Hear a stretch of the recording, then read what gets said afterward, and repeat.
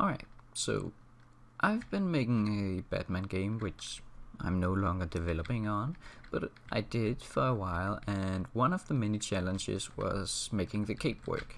Now, it wasn't just getting it all nice and flowy like this that was hard. That was the easy part. The hard part was this, getting it to change from being nice, light, flowy, back to being like a plane and changing shape.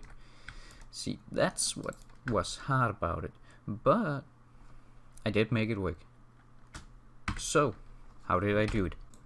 I did it by first making this model, and well, as you can see, it's a pretty easy model.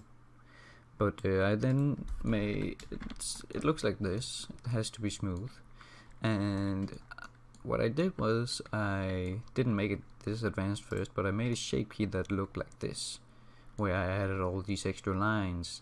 So whenever I want to go change them, I can just use the shape key, set the value to 1 and it's like this, set the value to 0 and it's like this.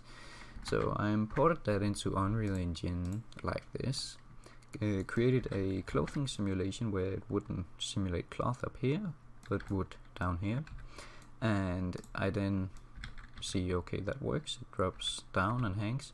But if we try and use the shape key now, it doesn't work. If I remove the shape key, it works fine. So that to some would be deemed a failure, but that's actually exactly what we want. So I went into the coding, and whenever I would start to glide here, I would then just take this node, suspend clothing in cloth simulation, and use the cape node here, or reference the cape, and you know, we then make a little ramp and an animation ramp, which is just goes from 0 to 1 like that, and then set the morph target, which is the value up here. So once that's done, you've got the first part of it. You've got this to this.